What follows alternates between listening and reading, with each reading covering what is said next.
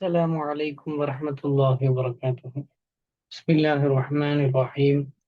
الحمد لله رب العالمين، الصلاة والسلام على أشرف الأنبياء والمرسلين والعاقبة للمتقين. இப்போ இன்னைக்கு தொழுகையினுடைய மக்ரூஹுகள் இந்த சைடுல தலைப்பு கொடுத்திருக்காங்களா? ஒவ்வொரு இடத்துல இந்த சைடு தலைப்புகள் நீங்க பார்த்தீங்கன்னா தெரியும், விஷயங்கள் என்னென்னன்ட்டு போட்டிருப்பாங்க.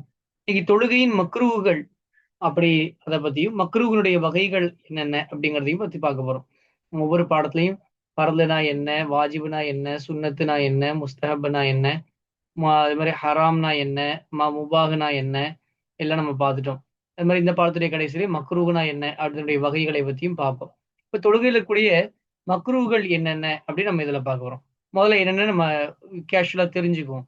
ஃபர்ஸ்ட் நம்ம தலையில ஒரு துணி போட்டு தொழுகிறாங்க. இப்ப மக்கால் எல்லாம் டைரக்டா மேல தலையில ஆண்கள் துணி போட்டு தொழுவாங்க. அந்த தலப்பாகை கட்டாம தலப்பாவை தலையில போட்டு அந்த தைலசன் மாடல் போடுறது. இது ஹனஃபி மதுஹப்ல நல்லதுக்கு இல்ல. ஒண்ணு அத முடிச்சு போட்டு கட்டி இருக்கணும். அது அந்த மாரி ஏதாவது அத சுத்தி இருக்கணும். அப்படி இல்லாம வெறும் மேல துணிய போட்டா நம்ம ருக்குக்கு போறப்போ அது 2 சைடு தொங்கிட்டு இருக்கும். இந்த மாடல் வந்து ஹனஃபி மதுஹப்ல மக்ரூஹ். அதே மாரி சுஜூதுக்கு போறப்பயும், ருக்குக்கு போறப்பயும் ட்ரெஸ்ஸ அட்ஜஸ்ட்மென்ட் பண்றது. அங்கிட்டு இங்கிட்டு முன்னாடி இழுக்கிறது, சட்டைய அட்ஜஸ்ட் பண்றது, ஜுப்பாவ அட்ஜஸ்ட் பண்றது, அத்தையாத்துல உட்கார்ந்துகிட்டு அத அப்படியே கரெக்ட்டா அப்பாவ அப்படி மடங்காம வச்சுக்கிறது, ஜுப்பாவ மடங்காம வைக்கிறது. இதெல்லாம் வந்து மக்ரூஹ். அதே மாரி ட்ரெஸ்ல விளையாடுறது, பட்டன போட்டு திருகுறது, ட்ரெஸ்ஸ வந்து மேல போட்டிருக்க அந்த கோட்ட சரியாக்கி மாறி மாறி இப்படி வளைச்சுக்கிட்டு இருக்கிறது, ட்ரெஸ்ஸ சரி பண்ணிட்டு இருக்கிறது, பேண்ட்டுக்குள்ள கை விடுறது, இல்ல எதுவா இருந்தாலும் சரி. இந்த ட்ரெஸ்ஸோட விளையாடுறது. அதுல வந்து கவனம் செலுத்துறது. இது வந்து ஒரு மக்ரூஹ். அதே மாதிரி ஒரு அழுக்கான ஆடை, நஜீஸான ஆடைகள் இருக்குது. ஒரு வேலை குறிப்பிட்ட ஒரு வேலை, இப்ப குப்பை அள்ளக்கூடிய பணியாளர்கள், தூய்மை தொழிலாளர்கள், இவங்க அதுக்குன்னு இருக்கிற ஆடைய வந்து போட்டுக்கிட்டு தொழுகிறது நல்லதுக்கு இல்ல.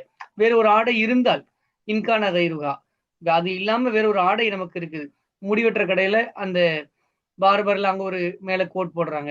இந்த மாரி ஒரு ஒரு கோட் போடுறாங்க. இதுலலாம் வந்து என்ன ஆகுதுன்னு சொன்னா, அதுல அந்த முடிகள் வந்து விழுகும். நஜீஸ்கள் வந்து படலாம். அழுக்குகள் நெறைய சேரலாம். ஆ இந்த மாரி இப்போ ஒரு கறிக்கடையில நிக்கிறாங்க. அது உங்களுக்கு சொல்லவே தேவையில்ல. அது மாரி கேட்டரிங்ல சமையல் மாஸ்டர் நிக்கிறாங்க. அந்த மாரி அந்த வேற ஒரு ஆடை இருக்கிறப்ப, இந்த பழைய ஆடை, அழுக்கு ஆடை, நஜீஸான ஆடைய போட்டுட்டு நம்ம தொழுகற கூடாது. அது ஒரு மக்ரூஹ். நஜீஸ் அதிகமா இருந்தா தொழுகையே கூடாது. ஃபஸாதாயிரும். உடை சுத்தம்ங்கிறதுல இல்லாம போயிரும்.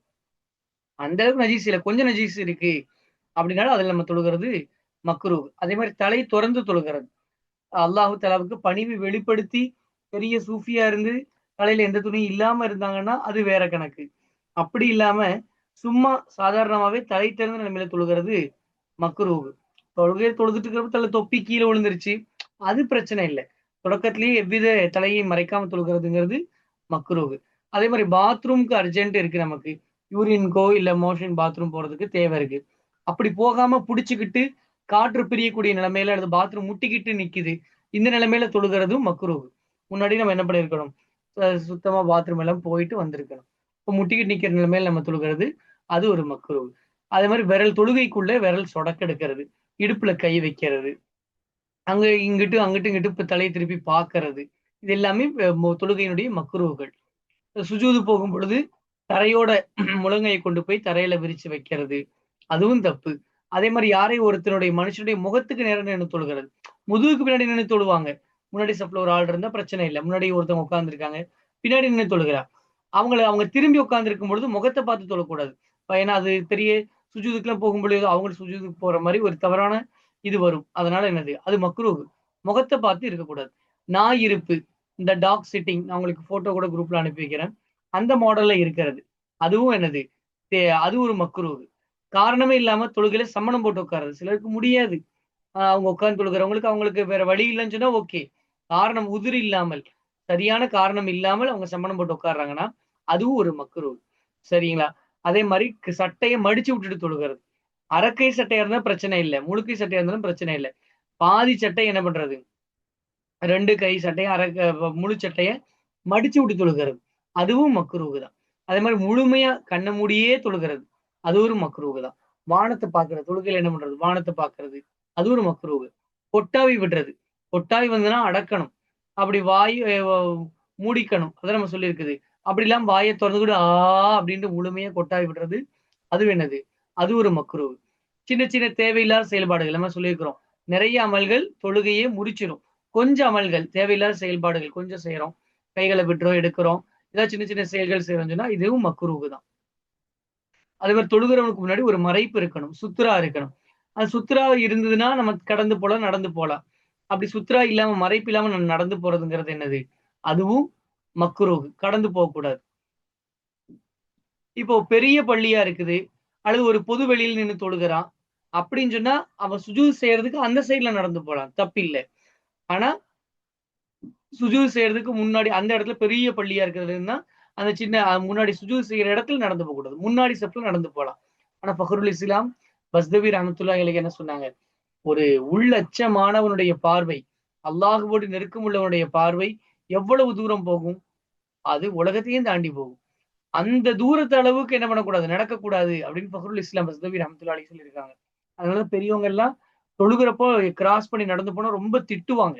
அது ஏன்னா இவங்க பஸ்தவி ரஹ்மத்துல்லாஹி அலைஹி அவங்க இப்படி சொல்லியிருக்கிறதுனாலதான். அதாவது அது ஒரு தஸவுஃப், ஒழுக்க வாழ்க்கை. அப்படி கடந்து போகக்கூடாது. கண்டிப்பா நம்ம வந்து அந்த இடத்துல நடக்கக்கூடாதுன்னு சொல்லி ஒரு பேணுதலுக்காக பெரியவங்க அப்படி சொல்லுவாங்க. சின்ன பள்ளியில வீட்டுல தொழுகிறான். இப்ப பெரிய பள்ளிக்கு தான் இந்த சட்டம் சொன்னேன். என்ன சொன்னோம்? முன்னாடி ஸ்டெப்ல நடந்து போலாம் அப்படின்னு. சின்ன பள்ளியா இருந்தா முன்னாடி ஸ்டெப்ல நடந்து போகக்கூடாது, சுத்ரா இல்லைன்னு சொன்னா. அப்ப வீட்டுல தொழுகிறான்னு சொன்னா சுத்ரா ஒரு மறைப்பு வேணும். சுத்ரான்னா என்னன்னு சொன்னா ஒண்ணும் கிடையாது. ஒரு ஒரு மறைப்பு, ஒரு திரை, அவ்வளவுதான். இப்ப பெரிய பள்ளியில நடந்து போலன்னு சொன்னாங்களே, பெரிய பள்ளின்னா என்னன்னு சொன்னா 40 முழம் இருக்கணும். நீளம் 40 முழம், அகலம் 40 முழம். கிட்டத்தட்ட 7, 8 சென்ட் வந்துரும் போல. ஒரு நம்ம கணக்கு போட்டா வரும். ஒரு 8, 40 முழத்துக்கு எவ்வளவு வருதுன்னு கணக்கு போட்டு பாருங்கம்மா. அப்போ எவ்வளவு வருதுன்னு பாருங்க. நான் ஒரு முழம் ஒரு 1/2 மீட்டர் கம்மியா தான் வரும். 1/2 மீட்டர் கூட வராது. அதை விட கம்மியா வரும். ஒரு 7, 8 சென்ட் கிட்ட வந்துருது. அந்த பள்ளி தான் பெரும்பள்ளி. அந்த பள்ளியோட சின்ன பள்ளிகள் எல்லாமே அந்த சென்ட் இல்லாத அளவுக்கு உள்ளதுமே சின்ன பள்ளி தான். வீடு அது பெரிய வீடு ஹசரத், எங்களது ஏக்கர் கணக்கான வீடு ஹசரத்ன்னு சொன்னாலும் வீடுங்கிறது சின்ன பள்ளியினுடைய சட்டத்துக்கு தான் வரும். சரி, சுத்ரா இருந்தா நடக்கலாம். சுத்ரானா என்ன? திரை. அதாவது ஒரு முழம் இருக்கணும் ஹைட்டுல. சைஸ் வந்து திக்னஸ் வந்து அட்லீஸ்ட் நம்முடைய சுண்டு விரல் அளவாவது இருக்கணும். அப்படி ஒரு திரை, ஒரு குச்சி இருக்கலாம். ஏதாவது ஒரு ஒரு பெரிய என்ன பண்ணலாம்? ஒரு திரையே போடலாம். அதுக்கு முன்னாடி ஒரு சேர தூக்கி வைக்கலாம். ஒரு பெஞ்ச தூக்கி வச்சு நடந்து போவாங்கல்ல. அதுதான். மினிமம் ஒரு முழம் இருக்கணும் ஹைட்டு. சைஸ் வந்து அட்லீஸ்ட் ஒரு சுண்டு விரல் அளவுக்காவது சைஸ் தடையா இருக்கணும். இப்ப சேர்லாம் பார்த்தீங்கன்னா, அது 1 முழமா நல்ல ஹைட் இருக்கும். ஏன்னா சுண்டு விரல் சைஸா இருக்குது. அது நல்லா பெருசா இருக்குது. இந்த மாரி இடையில ஏதாவது ஒரு திரைய வச்சுக்கிட்டு நம்ம நடந்து போலாம். இல்லன்னா நடந்து போகக்கூடாது. இப்ப அந்த திரைய வைக்கிறவன் என்ன பண்ணணும்னு சொன்னா, அவன் முகத்துக்கு நேரமா, அதாவது கண்ணு புருவத்துக்கு நேரா வைக்கணும். ஒண்ணு வலது புருவத்துக்கு நேரா அல்லது இடது புருவத்துக்கு நேரா வைக்கணும். வலது புருவத்துக்கு நேரா அந்த திரைய வைக்கிறது தான் பெஸ்ட். ஒரு தூணுக்கு தள்ளி நின்னு தொழுகிறோம்னு சொன்னா, நம்முடைய வலது புருவம் அந்த தூணை நோக்கி இருக்கிற மாரி நம்ம இருந்துக்கணும்.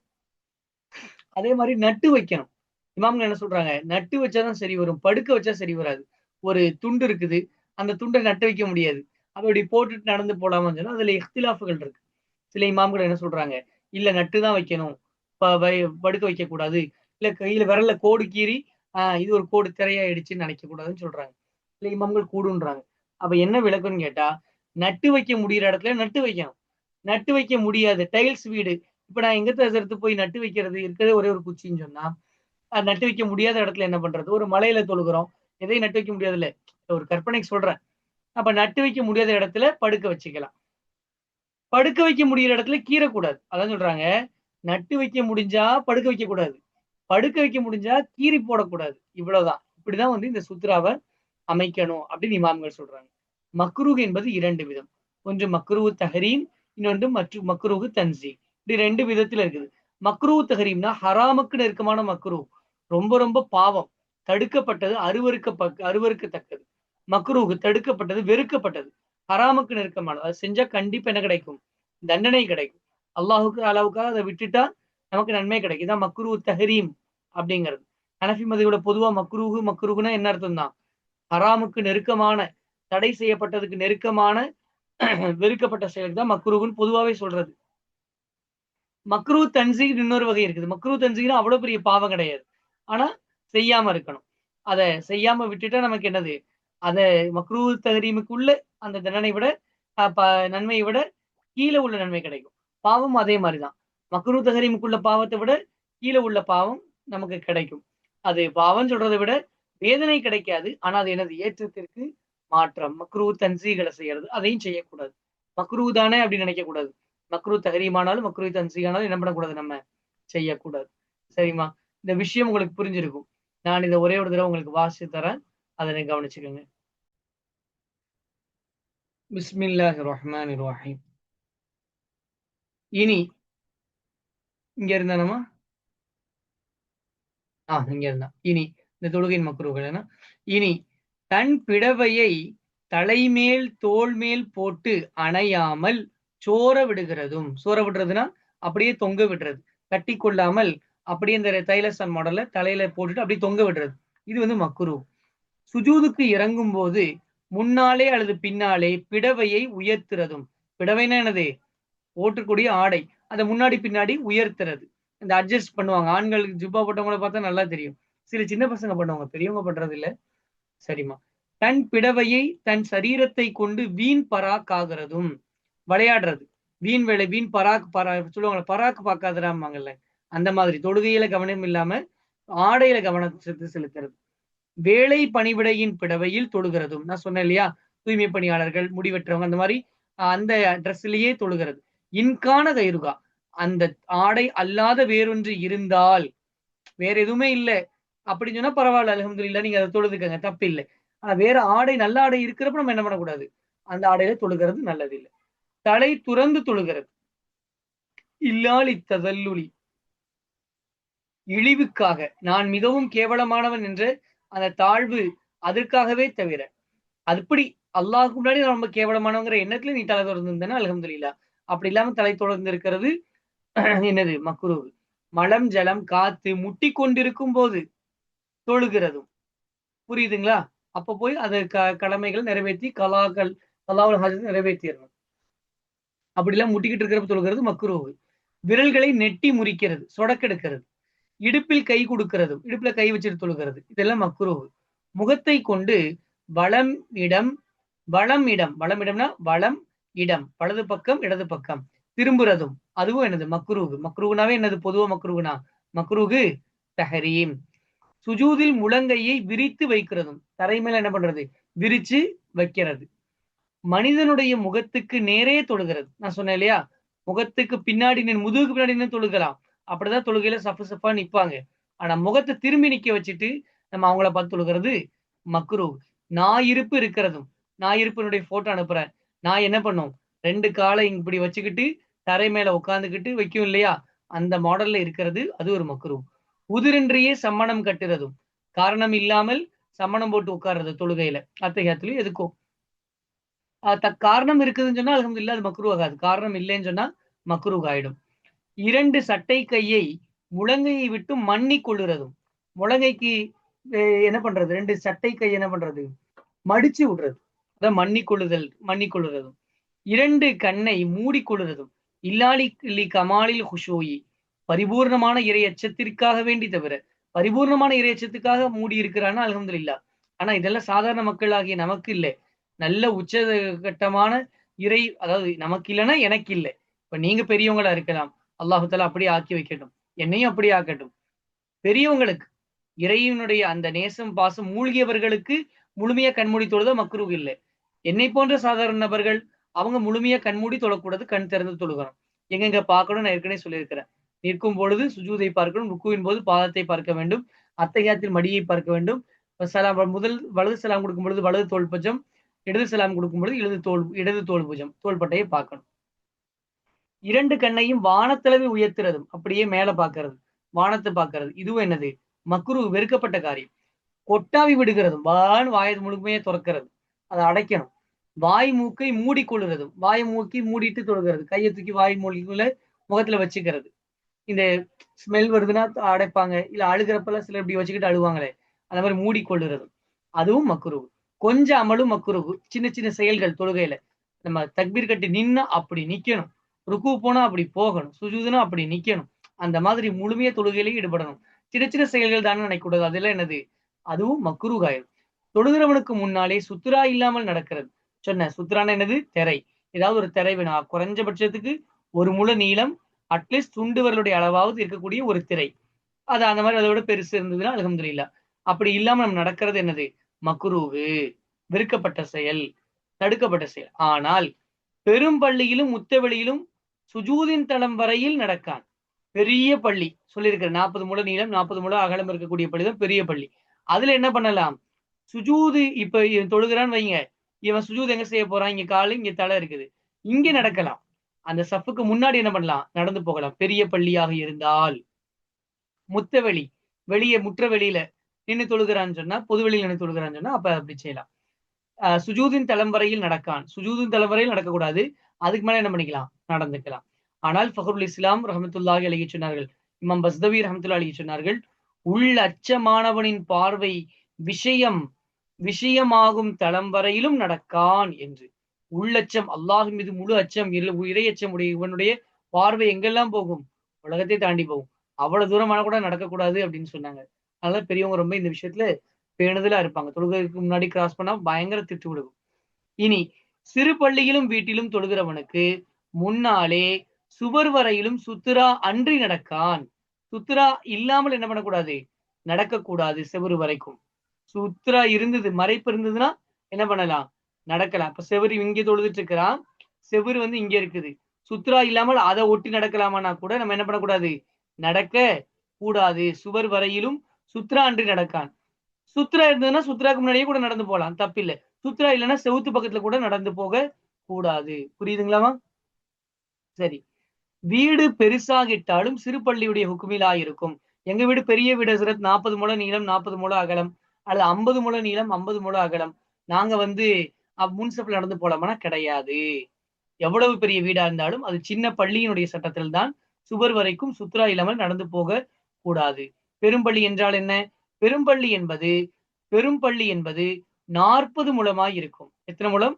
40 முழம். அதற்கு குறைந்து அப்ப 40 முழம் தானே சொன்னாங்க. 40 நீளமா அகலமான இந்த ஹாஷியால படிச்சு பாருங்க.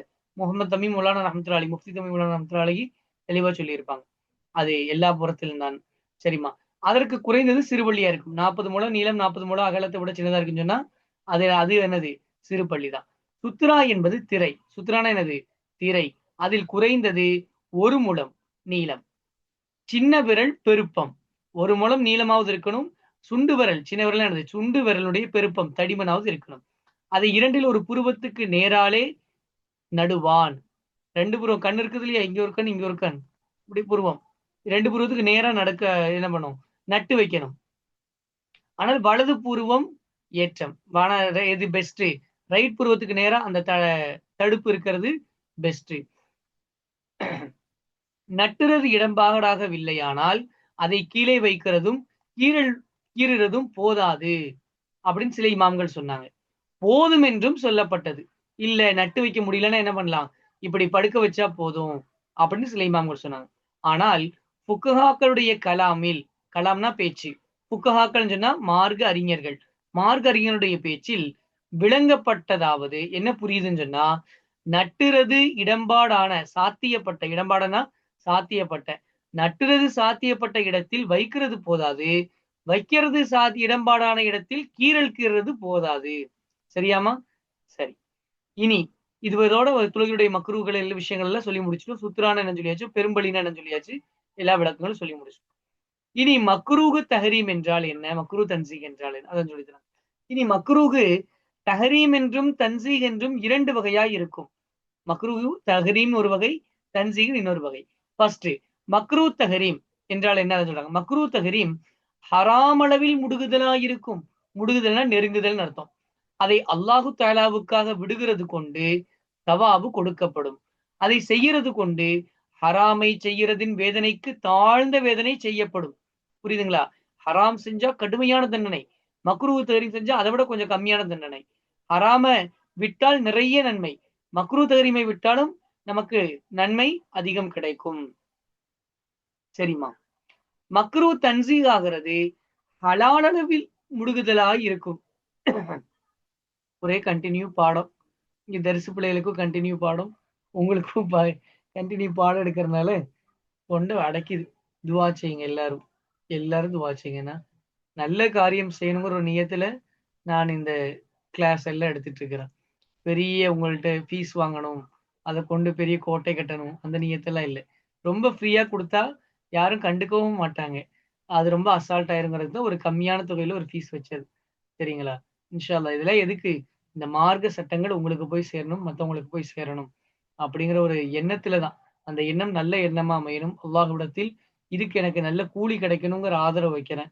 அல்லாஹ்வுடைய அந்த திருமுகத்துக்காக, திருப்பார்வைக்காக, திரு பொருத்தத்துக்காக இந்த அமல் அமையணும்னு நான் நினைக்கிறேன். நீங்க எனக்காக வேண்டி கண்டிப்பா துஆ செய்யுங்க. என்னுடைய பெற்றோர்கள், உடன் பிறந்தவர்கள், உஸ்தாதுமார்கள், நண்பர்கள், குடும்பத்தார்கள் எல்லாருக்காக வேண்டியும் துஆ செய்யுங்க இன்ஷா அல்லாஹ். சரிம்மா? மக்ரூ தன்சீக் ஆகிறது ஹலால் அளவில் முடுகுதலாய் இருக்கும். ஹராமுக்கு சாரி ஹலால். ஹலாலுக்கு நெருங்கினதா இருக்கும். அதை விட்டவனுக்கு தாழ்ந்த சவாபு கொடுக்கப்படும். அதை செய்தவனை வேதனை செய்யப்படாது. ஒருத்தன் மக்ரூ தன்சீக செய்யலன்னு சொன்னா, அவனுக்கு நன்மை கிடைக்கும். ஆனா மக்ரூ தன்சீக செஞ்சா வேதனை செய்யப்படாது. ஆனால் அது ஹிலாஃபுல் அவுலா. அதாவது ஏத்தத்துக்கு மாத்தமாய் இருக்கும். சரியாம்மா? அல்ஹம்துலில்லாஹ். இப்ப இந்த பாடம் நமக்கு முடிஞ்சிருச்சு. எல்லாரும் வாசிச்சு அனுப்புங்க. மறக்காம அனுப்புங்க. லேட் பண்ண வேண்டாம் யாரும். சரிங்களா? ஸல்லல்லாஹு அலா முஹம்மது ஸல்லல்லாஹு அலைஹி வஸல்லம். ஸல்லல்லாஹு அலா முஹம்மது ஸல்லல்லாஹு அலைஹி வஸல்லம். ஸல்லல்லாஹு அலா முஹம்மது யா ரப்பி ஸல்லி அலைஹி வஸல்லம். அஸ்ஸலாமு அலைக்கும் வரஹ்மத்துல்லாஹி வபரகாத்துஹு.